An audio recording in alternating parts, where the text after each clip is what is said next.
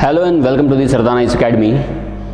We have already discussed about the Delhi Sultanate in the previous sessions. Now we are going to move ahead with Mughal Empire. As you are watching that, it is the image of Taj Mahal, which was built by Shah Jahan. Shah Jahan was a Mughal emperor. So let us discuss who were the Mughal emperors. So in the area wise context, if we throw an eye on the dynasties of India, then we find that the Mauryan Empire is considered as the biggest empire area wise ever in India. And after that, the second highest, the second biggest area wise empire was Mughal Empire. So the founder of Mughal Empire was Babur. Under the Mughals, India was the heart of a great Islamic empire and a prolific center of Islamic culture and learning. Dynasty was the greatest, richest and longest lasting Muslim dynasty to rule India. Actually, Babur belonged to Fargana territory in the central India, and his father Mirza Umar Sheikh was the governor of Fargana,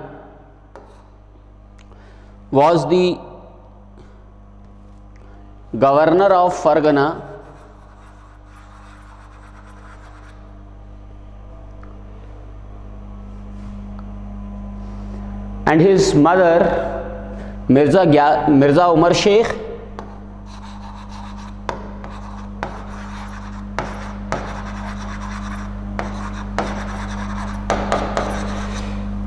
और mother was Kutlug Nigar Khan. So Mirza Umar Sheikh was the descendant of Taimur Lung, he was a Turk, and mother was the descendant of Genghis Khan, a Mongol. Therefore, he had blood of both Turk and Mongol.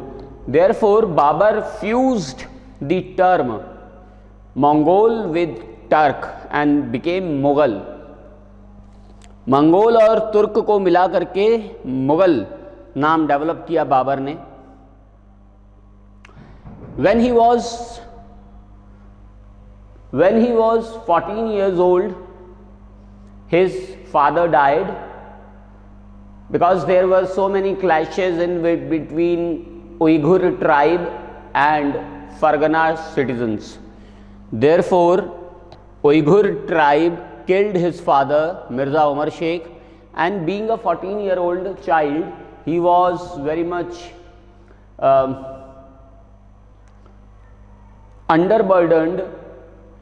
Therefore, he flew away from Fargana and started searching a peaceful place, and India became a peaceful destination for Babur.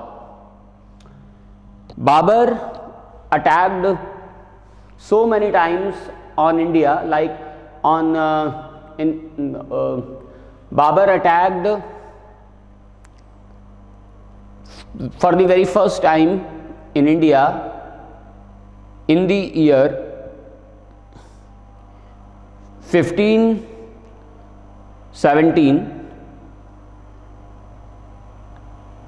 and he fought with Khokhar tribe, and Khokhar tribe defeated Babur.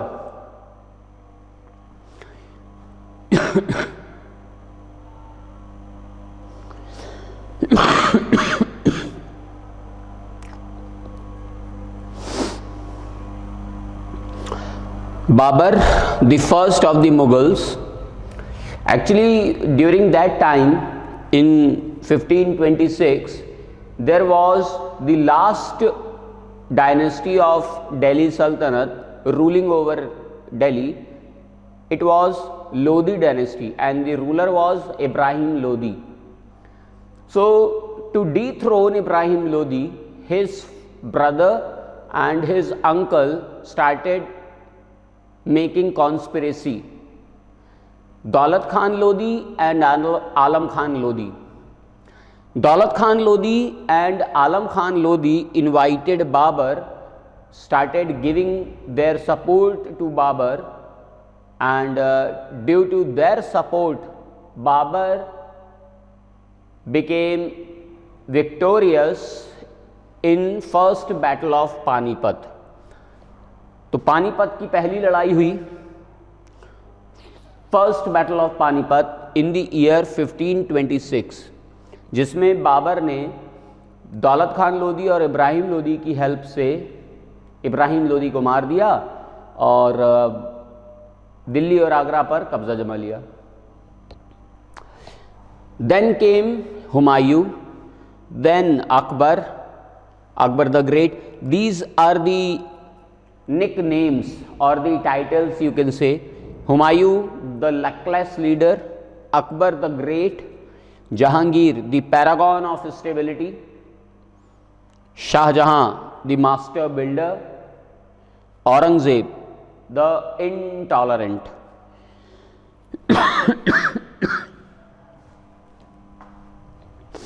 Babur. Babur was a direct descendant of Turkish and Mongol Genghis Khan and Timur from Tamerlane. Defeated the Delhi Sultanate and established the Mughal Empire. He introduced gunpowder in India. A skilled commander, trained soldiers on horses contributed to the victory.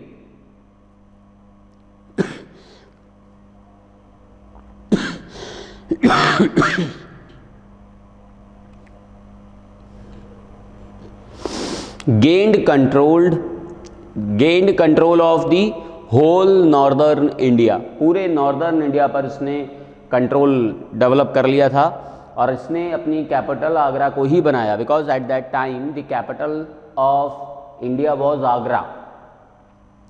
He reigned for only 4 short years and died at the age of 47 in the 1530. Did not enact new laws or organization in the empire due to early death. तो इसने कोई new law introduce नहीं किया. 4 साल रहा और 4 साल में 4 लड़ाइयाँ लड़ी और बस लड़ाइयाँ लड़ते हुए मर गया. फर्स्ट बैटल था इसका फर्स्ट बैटल ऑफ पानीपत.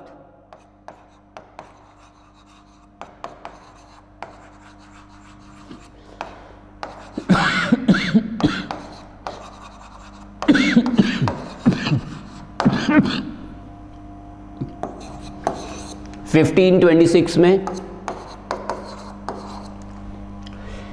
फिर सेकेंड बैटल था इसका battle of Khanwa.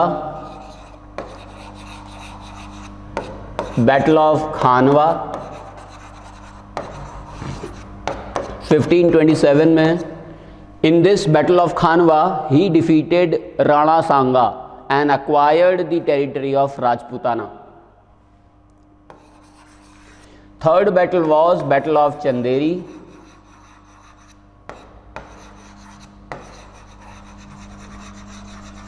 Battle of Chanderi, 1528.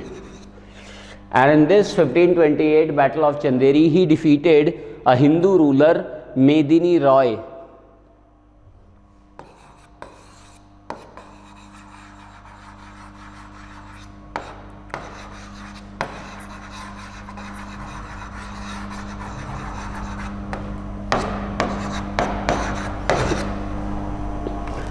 And his last and fourth battle was Battle of Ghagra.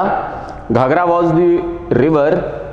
On the river bank of Ghagra, Afghan Pathans, Daulat Khan Lodi and Alam Khan Lodi along with their troops, started fighting with Babur, and Babur defeated all Afghan cavalry in the year 1529.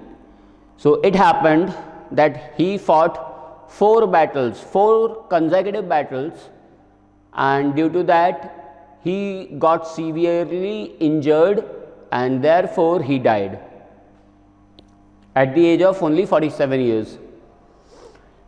As we all know that we are Indians and our mother language is Hindi, but we used to talk in English generally. In the same way, all the rulers of medieval Indian history were Turks, Turkish descendant. They had their own language, Turkish language, but they used to read and write and speak Persian language. All the literature which was developed during medieval Indian history was in Persian language. Only one text was written in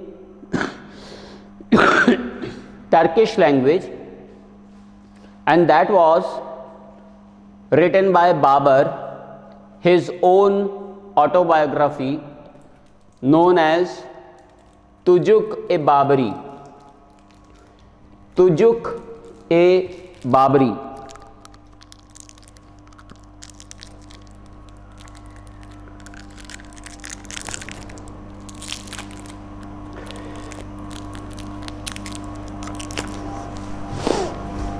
Tujuk-e-Babri was the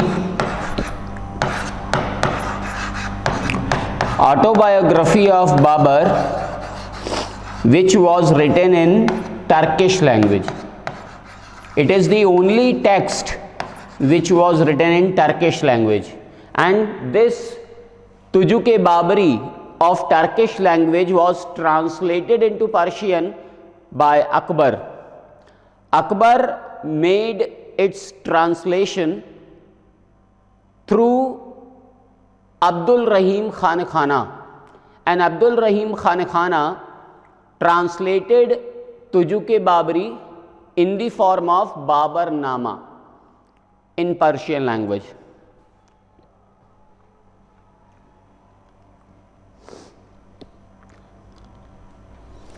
Then came his son. Actually, Babur had 4 sons: Kamran, Hindal, Humayun, Askari. The elder one was Humayun,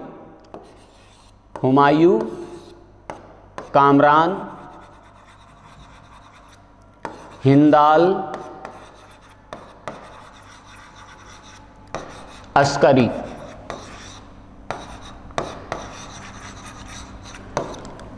When Babur was going to die, he decided to divide his entire territory into his 4 children.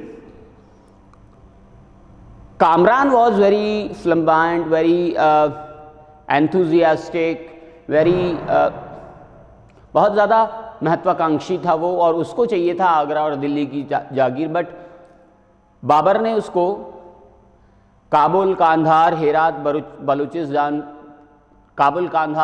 और बलूचिस्तान की जागीर पकड़ा दी और हुमायूं को दिल्ली और आगरा का तख्त दे दिया।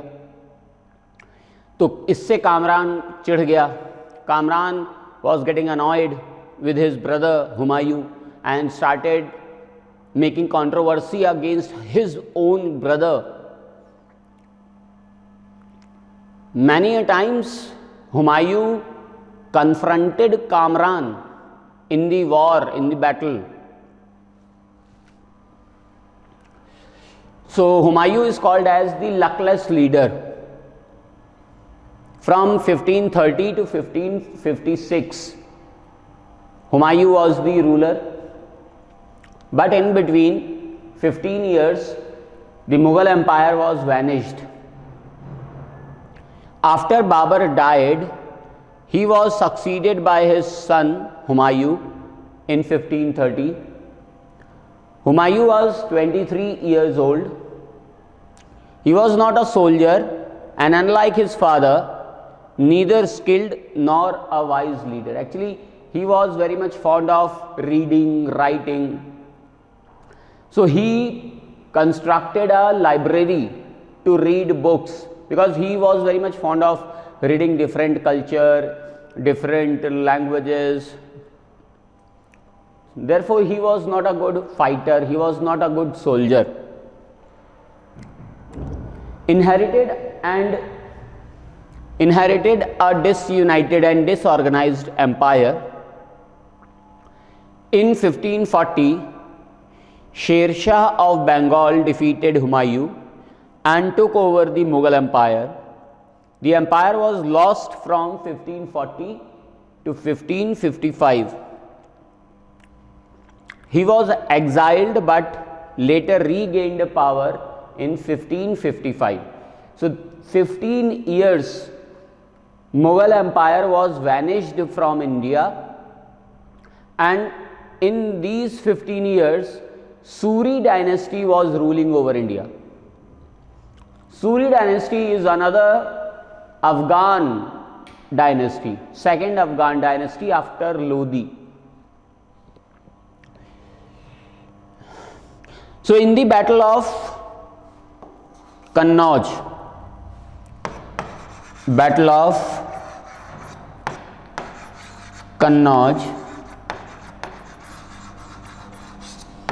Sher Shah Suri defeated Humayun. In 1539, Battle of Chausa, Sher Shah Suri defeated Humayun and captured the territory of Bihar, Bengal and Orissa. And then again in next year, Sher Shah Suri attacked on Humayun, and this battle is known as Battle of Bilgram or Battle of Kannauj. And in this Battle of Bilgram or Battle of Kannauj, Sher Shah Suri defeated Humayun and made him exile from India. He lost his entire area, and therefore Mughal Empire was completely vanished from India, and Humayun fled away from India to Iran for 1 year. Here Sher Shah Suri started controlling over India, and he introduced so many reforms in India. Now we are discussing about Humayun and Mughal Empire, and I have already prepared a video of Suri dynasty.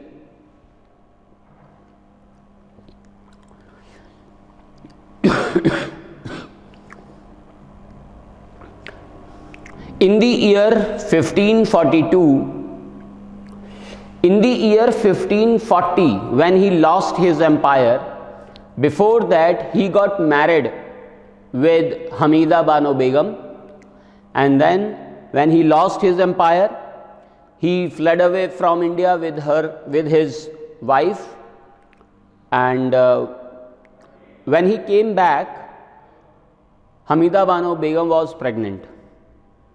In 1542,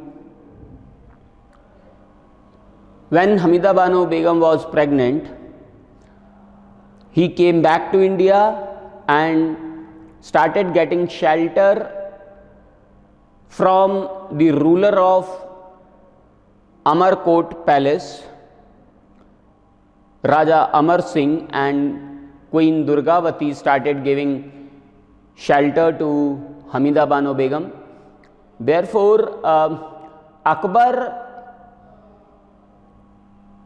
was very much humble and was very much keen to understand the culture of Rajputana, because he got birth into a Rajputana king palace. That's why he was very much humble. That's why he was very much polite for all Indian religion and Indian customs. Although the starting period of Akbar was not very much luxurious, he had to bear the struggle of his life. Therefore, he didn't get any kind of knowledge, learning, education, and he was only fighting and fighting and fighting the battles in his initial life.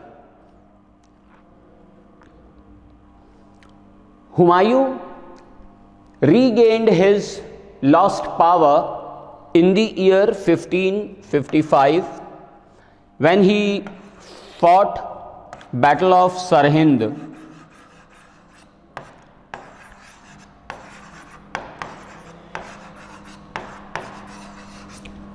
Battle of Sirhind, and in this Battle of Sirhind he defeated the ruler of Sirhind and started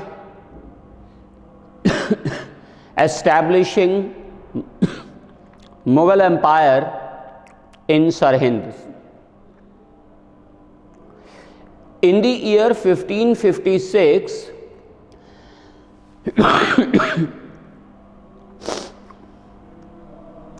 actually Humayun established a city near Delhi. It was named as Deen Panah, and in that city of Deen Panah he constructed a library called Sher Mandala. Deen Panah and Sher Mandala. So in the year 1556 he was in his library Sher Mandala, and he stumbled from the stairs of Sher Mandala and he lost his life. Therefore बहुत सारे historians कहते हैं कि हुमायूं का जीवन लड़खड़ाते हुए बीता और उसकी मृत्यु लड़खड़ाते हुए ही हुई, क्योंकि वो शेर मंडला की सीढ़ियों से लड़खड़ाते लड़खड़ाते नीचे गिर गया और उसकी डेथ हो गई। तो जब उसकी डेथ हुई हुमायूं की, at that time the age of Akbar was only 13 and he was fighting in Punjab at Kalanaur. Kalanaur के किले में पंजाब में अकबर फाइट कर रहा था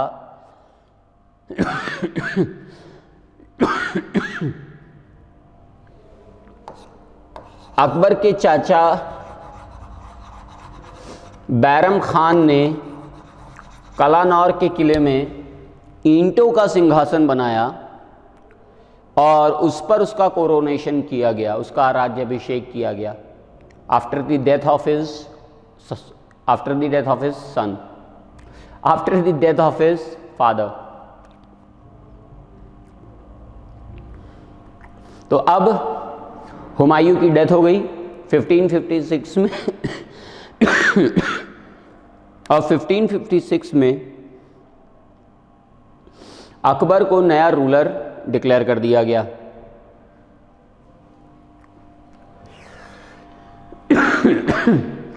Humayun died in 1556 after falling down the steps of his library.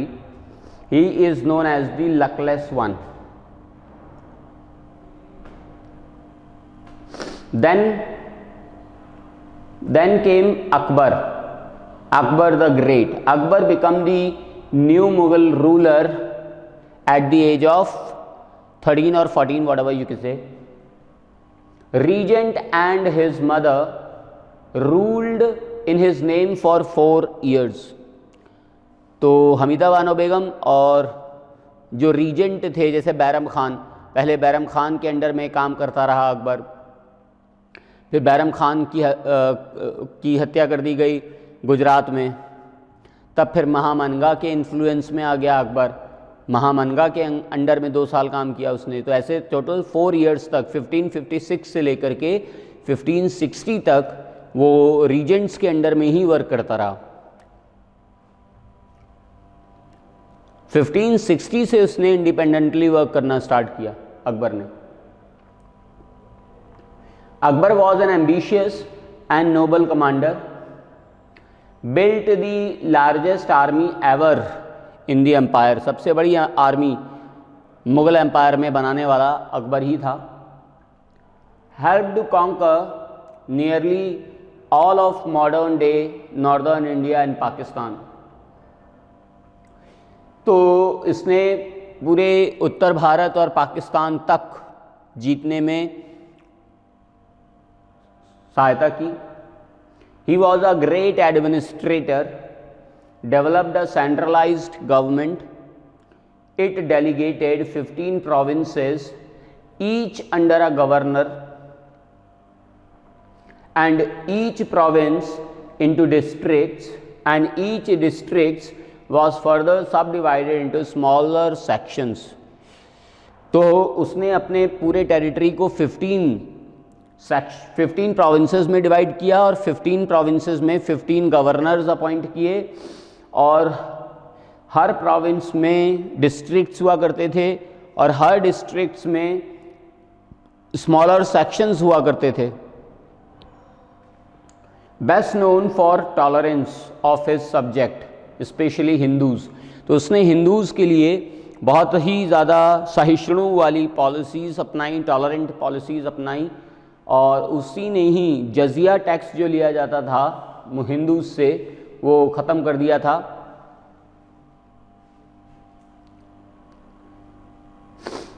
जजिया tax लिया जाता था हिंदूज से, पिलग्रिमेज टैक्स लिया जाता था हिंदूज से, ये सारे टैक्सेस अकबर ने ख़त्म कर दिए थे, फिनिश कर दिए थे। Invited religious scholars to debate him in his private chambers. Then he introduced himself as religious guru, और धीरे धीरे उसने अपने आप को रिलीजियस गुरु के फॉर्म में डिक्लेयर करना स्टार्ट किया, क्योंकि उसने अपना खुद का एक धर्म बना लिया था और वो था दीन इलाही।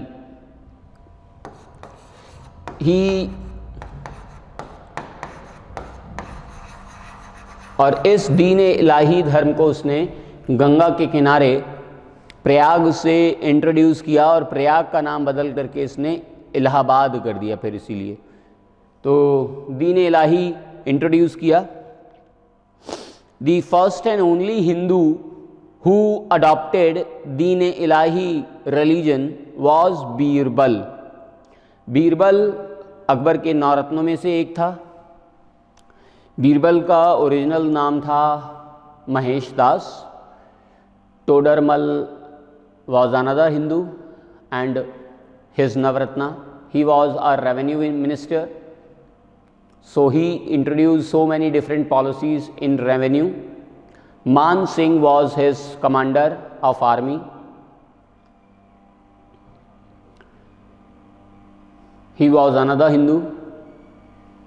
And then Abdul Rahim Khan Khana and Faiz Ahmad Faiz, मुल्ला दो प्याजा, अबुल फजल was the writer of Aine Akbari, the biography of Akbar. So all these were called as the 9 jewels, Navratna of Akbar.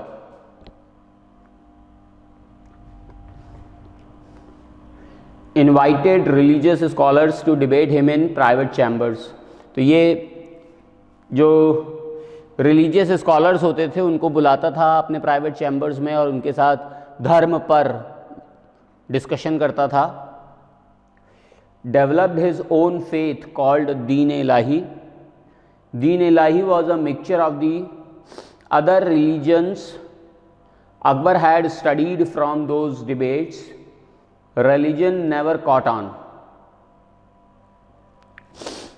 तो धीरे धीरे दीन इलाही धर्म को बहुत ज़्यादा लोगों ने स्वीकार नहीं किया। Birbal was the only Hindu who adopted this religion.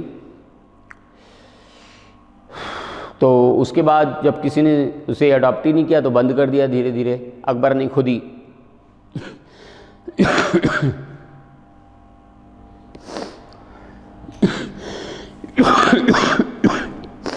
15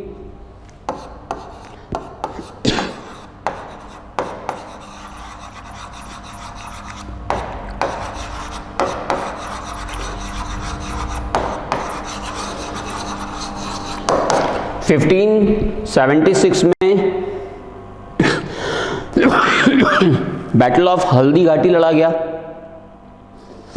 इस बैटल ऑफ हल्दी घाटी में अकबर ने राजा मानसिंह को भेजा महाराणा प्रताप से लड़ने के लिए। वो खुद नहीं गया, ना किसी मुस्लिम कमांडर को भेजा, उसने हिंदू लीडर से लड़ने के लिए हिंदू कमांडर को ही भेजा कि कहीं ये ना हो जाए कि हिंदू मुस्लिम हो जाए और फिर अकबर एक और मुग़ल कहलाने लग जाए।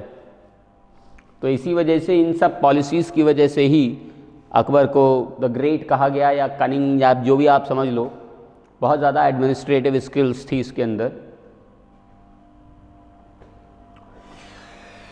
लास्ट बैटल जो इसने लड़ा अकबर ने, वो 1601 में बैटल ऑफ असीरगढ़ था।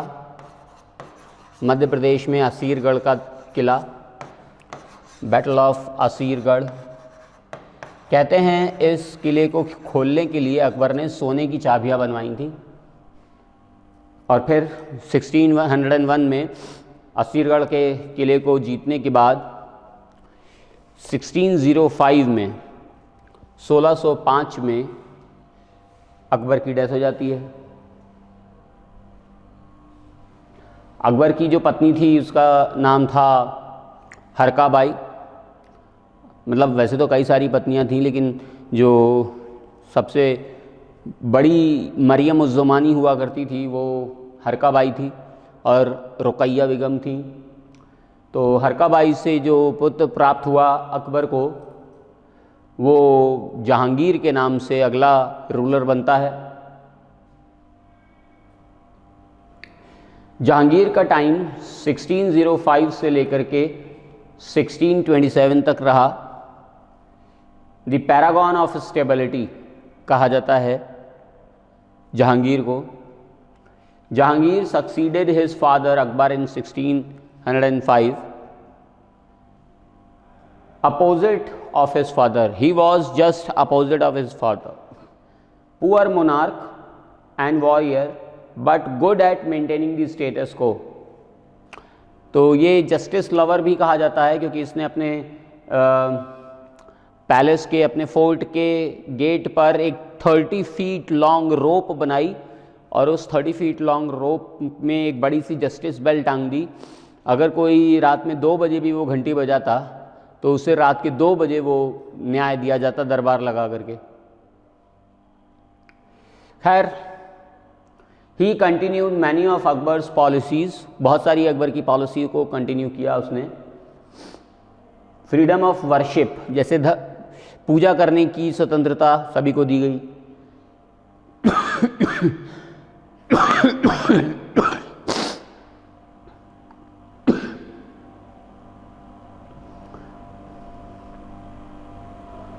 फेयर ट्रीटमेंट ऑफ हिंदूज़ के साथ वैसे ही व्यवहार किया जैसा इसके फादर अकबर किया करते थे। Continued friendship and alliance with Rajput. तो राजपूत माँ भी थी इनकी और राजपूत वाइफ भी थी, तो राजपूतों के साथ काफ़ी अच्छे रिलेशनशिप डेवलप किए जहांगीर ने भी। Allowed foreigners like the Portuguese and English into India for trade.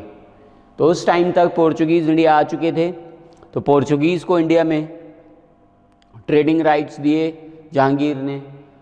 Britishers को इंडिया में ट्रेडिंग राइट्स दिए जहांगीर ने। 1608 में सबसे पहला ब्रिटिशर इंडिया में आया जिसका नाम था विलियम हॉकिंस। विलियम हॉकिंस को इसने 400 सूबों का मनसब दिया और इंडिया में फैक्ट्री एस्टैब्लिश करने की परमिशन भी दी।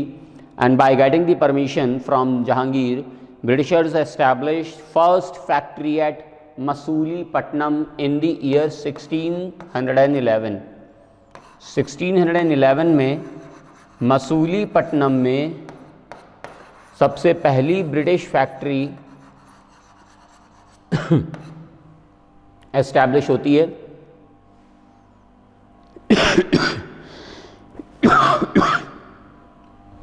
Then came in the year 1615 Sir Thomas Roe.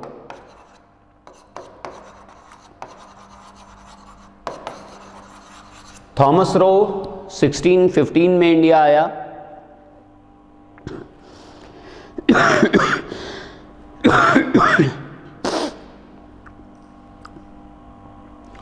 वो लाहौर में जाकर के मिलता है, लाहौर कोर्ट में जहांगीर से, because his capital was Lahore eight that time. तो लाहौर में जाकर के मिला। अकबर का जो मकबरा बना है ये आगरा में सिकंदरा में बनवाया गया है। हुमायूं का मकबरा जो है ये दिल्ली में बनवाया गया है, जिसे हुमायूं टॉम्ब कहा जाता है। It is the prototype of Taj Mahal. बिल्कुल देखने में ताजमहल जैसा लगता है और ताजमहल जैसा ही खूबसूरत है हुमायूं टॉम्ब। जब भी कोई फॉरेन डेलीगेट आता है और वो अगर ताजमहल देखने का टाइम नहीं मिल पाता उसे, आगरा जाने का टाइम, तो ये लोग उसे दिल्ली का हुमायूं टॉम्ब दिखा देते हैं, कहते हैं यही है, ऐसे ही है Taj Mahal, it is the prototype of Taj Mahal, यही देख लो बस। जैसे ओबामा के टाइम पे जब ओबामा आए थे तो इतना टाइम नहीं था कि ताजमहल देख पाएँ, तो हुमायूं टॉम्ब घुमाए आए थे ये लोग। और बाबर का जो मकबरा था, बाबर सबसे पहले उसने जो टेरिटरी इंडिया में जीती थी वो थी काबुल। तो बाबर की डेथ हुई थी आगरा में, तो आगरा के आराम बाग में बाबर को दफनाया गया। फिर उसकी वसीयत पढ़ी गई तो उसमें लिखा था कि काबुल में दफनाया जाए। तब फिर उसकी कब्र को खोदा गया और कब्र को खोद करके फिर निकाला गया उसकी डेड बॉडी को, और फिर ले जाया गया काबुल, और फिर जा कर के वहाँ पर वो बनाई गई काबुल में उसका मकबरा। तो ऐसे भी क्वेश्चन आता है, which Mughal emperor was buried twice. कौन सा मुगल एम्परर ऐसा था जो 2 बार दफनाया गया, एक बार आगरा में, दूसरी बार काबुल में? तो वो था बाबर। जहांगीर का जो मकबरा है ये है लाहौर में। Fair treatment of Hindus, continued friendship and alliance with Rajput. Jahangir married Nurjahan. देखिए एक बुक है the 20th wife, the 20th wife. Nurjahan जो थी वो जहांगीर की 20वीं पत्नी थी, और इसमें नूरजहां पर ही बेस पूरा ये हिस्टोरिक टेक्स्ट डेवलप किया गया है, the 20th wife. She became the real ruler of the empire until the death of her husband. अपने लेटर ईयर में जहांगीर बहुत ज़्यादा शराब पीने लगा था, शराब में ही डूबा रहता था, तो लीवर सिरोसिस हो गया। और उधर नूरजहां जो थी उसने शादी ही इस वजह से की थी कि उसको पावर मिले, तो इस वजह से वो तो एडमिनिस्ट्रेशन करती रही पर्दे के पीछे से, और ये अपना दारू पीते रहे, शराब पीते रहे।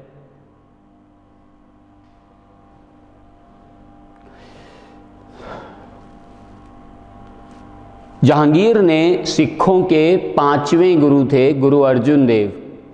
गुरु अर्जुन देव की हत्या करवा दी। देखिए सिखों के 10 गुरु हुए हैं और 10 में से 2 गुरुओं की हत्या मुगलों ने ही करवाई है। सिखों के 5वें गुरु गुरु अर्जुन देव की हत्या जहांगीर ने करवाई, और सिखों के 9वें गुरु गुरु तेग बहादुर की हत्या औरंगज़ेब ने करवाई। और वैसे 10वें गुरु भी मुग़ल आर्मी से लड़ते लड़ते ही मरे थे। मतलब गुरु गोविंद सिंह जी जो थे उनके 4 बेटों को मारा गया, अकबर ने मार दिया। अभी वीर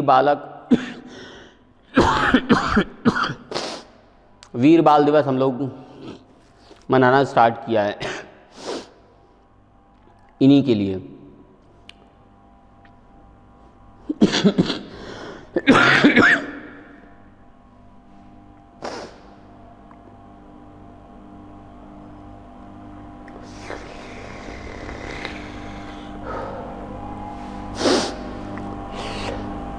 तो गुरु गोविंद सिंह जी को भी मुग़ल आर्मी ने ही मारा 1708 में नांदेड़ महाराष्ट्र में। तो महाराष्ट्र में उनका गुरुद्वारा बना हुआ है गुरु गोविंद सिंह जी का। वैसे 2 मुग़ल एम्परर जिन्होंने सिख गुरुओं को मारा, एक था जहांगीर और दूसरा औरंगज़ेब। जहांगीर ने सिखों के 5th गुरु गुरु अर्जुन देव को मारा और औरंगज़ेब ने सिखों के 9th गुरु गुरु तेग बहादुर की हत्या की। वैसे अकबर जो था, अकबर के टाइम पर सिखों के साथ भी अकबर ने बहुत अच्छे कॉर्डियल रिलेशनशिप्स डेवलप किए। उस समय अकबर के टाइम पर सिखों के 4th गुरु हुआ करते थे, चौथे गुरु गुरु रामदास। तो गुरु रामदास को अकबर ने बुलाया और अमृतसर की टेरिटरी गिफ्ट में दे दी। और इस अमृतसर की टेरिटरी, उस समय इसे अमृतसर नहीं कहा जाता था, उस समय ये पूरा ऐसे ही इनफर्टाइल बैरन लैंड था, खाली। तो गुरु रामदास ने अकबर की दी हुई इस ज़मीन पर अमृतसर की रचना की और अमृत सरोवर बनाया और हरमिंदर साहब की रचना की, हरमिंदर साहब इस्टेब्लिश किए। तो इस तरीके से जो गोल्डन टेम्पल है, जिसे हरमिंदर साहब कहा जाता है, हरमंदिर साहब, तो हरमंदिर साहब और अमृत सरोवर अकबर की दी हुई ज़मीन पर ही गुरु रामदास ने बसाए हैं।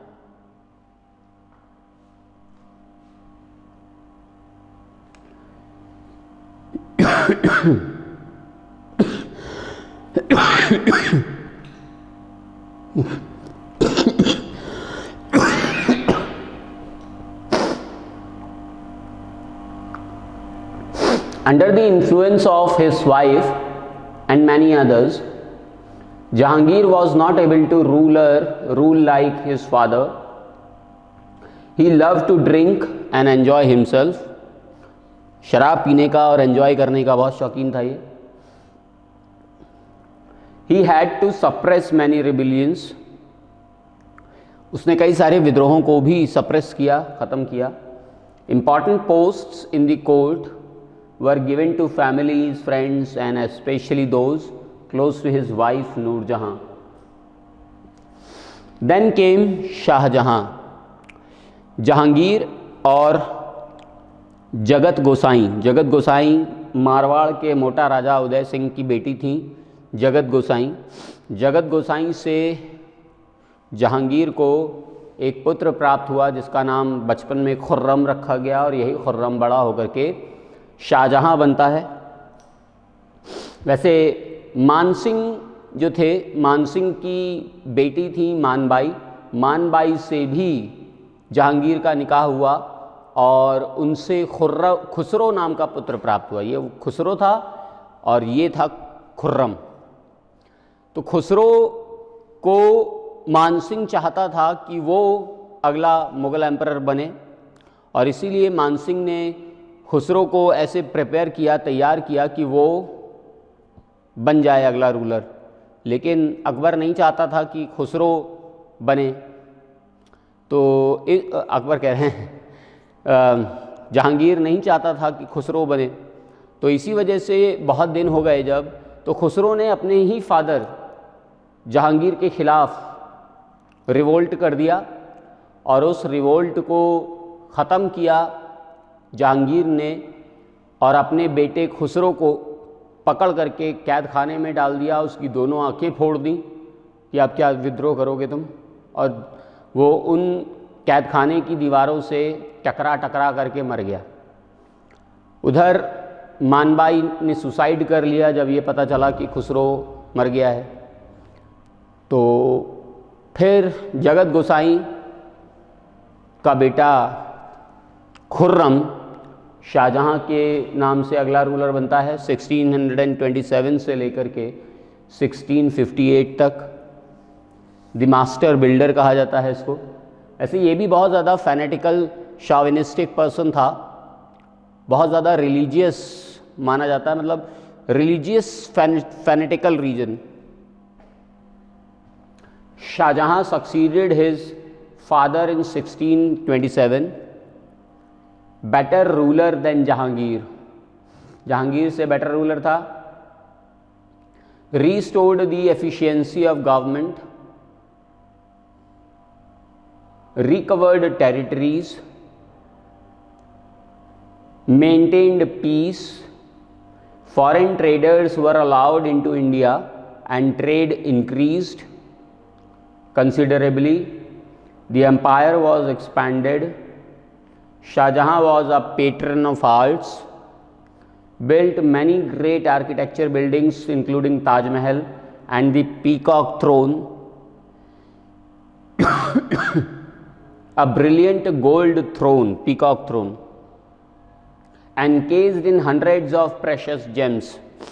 ये peacock throne और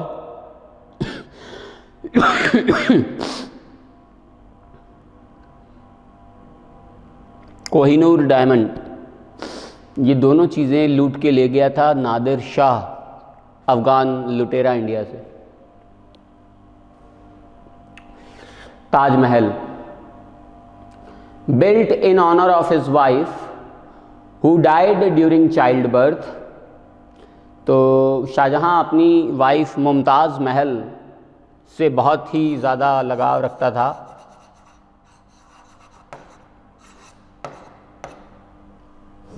मुमताज़ महल का ओरिजिनल नेम था अर्जुमंद बानो बेगम। तो इसके मुमताज़ महल और शाहजहां से 14 संतानें हुई, 14 में से 7 जिंदा रहीं और 7 मर गईं। 15वीं संतान को बर्थ देते टाइम मुमताज़ महल की भी डेथ हो गई। Took over a decade to build and it nearly bankrupted the empire. तो लगभग 10 साल का समय लगा ताजमहल को बनाने में और इसमें पूरा का पूरा जो ख़जाना था, ट्रेजरी थी, खाली हो गया। 1657 शाहजहां बिकेम सीरियसली इल। 1657 में शाहजहां बुरी तरीके से बीमार हो गया। A dispute over the succession of the throne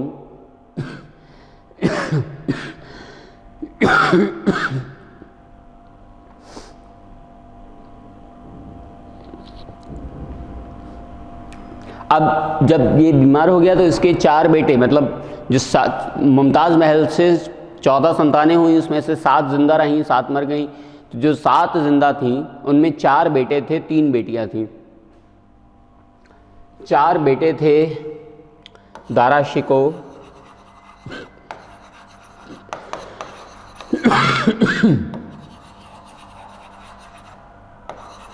Shah Shuja, Murad Bakhsh,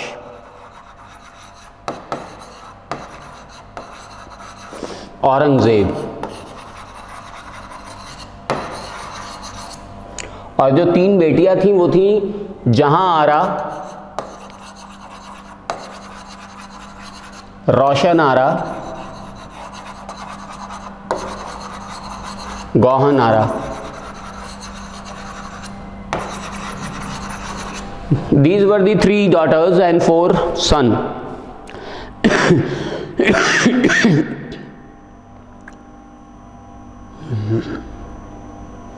Among these 4 sons, the war of succession started, and all these 4 sons started fighting with each other.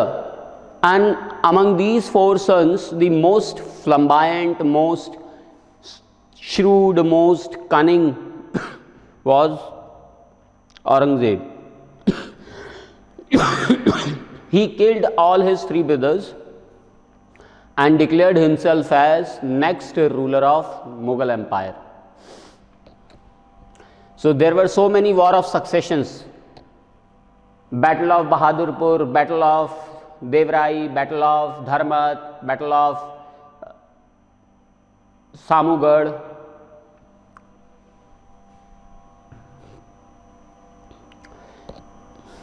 Aurangzeb deposed Shah Jahan in a coup d'etat in 1658.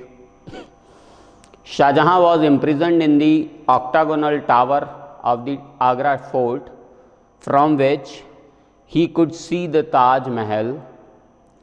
He died in 1666 and was buried next to his wife in the Taj Mahal. तो ताजमहल शाहजहां के अंतिम 8 वर्ष जो थे ना, 1658 से लेकर के 1666 तक, ये केवल और केवल ताजमहल को निहारते हुए ही बीते हैं। और फिर ऐसे ही उसकी मृत्यु हो गई। फिर 1666 में उसे ताजमहल में मुमताज़ महल के साइड में दफना दिया गया। तो 1658 में जब वॉर ऑफ सक्सेशन स्टार्ट हुए तब औरंगज़ेब को पकड़ करके आगरा में लाल किले के एक ऑक्टागोनल पैलेस में बंद कर दिया, जहाँ पर डायरेक्ट ताजमहल दिखाई देता था।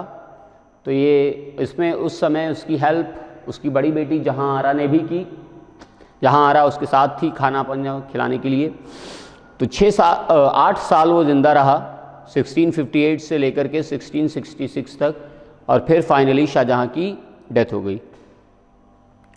इधर 1659 में ही औरंगज़ेब ने अपने आप को नेक्स्ट मुग़ल एम्परर डिक्लेयर कर दिया था। He declared himself as Mughal emperor in the year 1659। Dara Shikoh जो था, ये इसे स्मॉल अकबर भी कहा जाता है। He was very much fond of languages. He translated Upanishads, he translated Ramayana, he translated Mahabharata. So he was a very kind-hearted and knowledgeable person. Therefore Shah Jahan wanted to become a ruler, next ruler, because he was the eldest one and he was the most capable one. That's why Shah Jahan wanted his eldest son Dara Shikoh to be the successor of Shah Jahan, but Aurangzeb started making controversies and he killed Dara Shikoh and declared himself as next Mughal emperor. Aurangzeb 1658 to 1707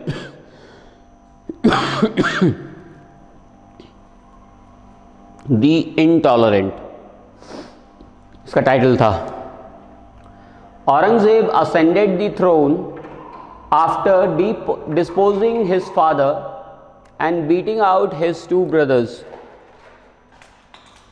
He was a despot, severely persecuted Hindus of northern India.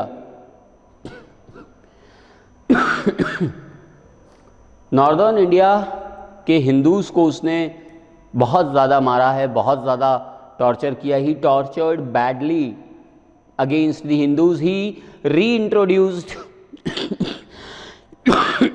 जजिया tax.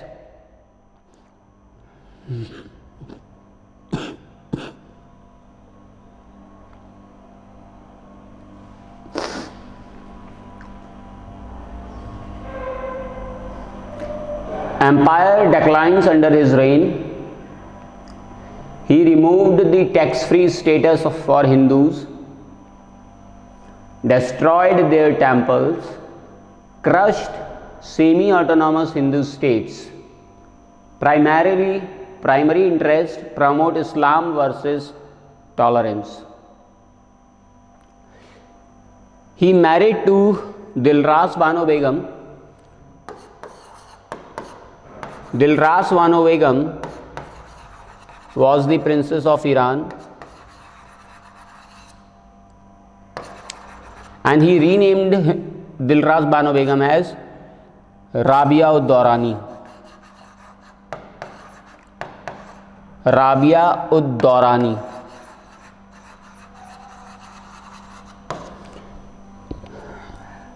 Rabia ud Durrani died in Aurangabad, and he made Aurangzeb made his tomb. Aurangzeb made her tomb in Aurangabad. It is known as बीबी का मकबरा और Taj Mahal of south India और second Taj Mahal.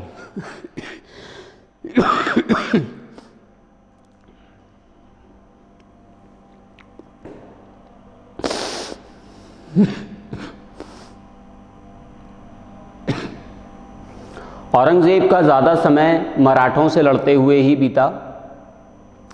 Aurangzeb की लड़ाई शिवाजी से हुई। शिवाजी ने बहुत समय तक औरंगज़ेब को फंसाए रखा। फिर शिवाजी के बाद संभाजी, शाहू जी, राजा राम, जितने भी डिसेंडेंट आए, सबसे अकबर की औरंगज़ेब की लड़ाइयाँ होती ही रहीं।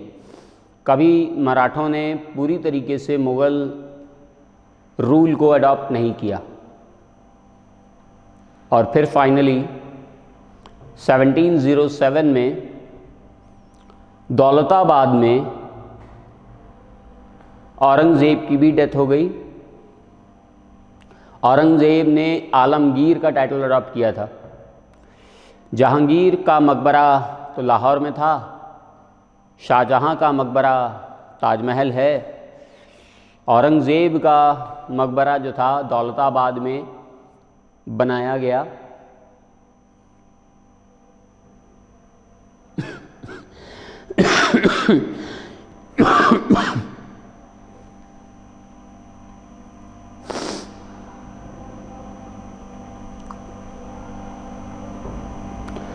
तो आज हम लोगों ने डिस्कस किया मुग़ल एम्पायर के बारे में। मुग़ल एम्पायर में औरंगज़ेब के बाद भी बहुत सारे और भी मुग़ल रूलर आते रहे, लेकिन 1707 से मेडिवल इंडियन हिस्ट्री ख़त्म हो जाती है। After the death of Aurangzeb, medieval Indian history is finished and modern Indian history is introduced।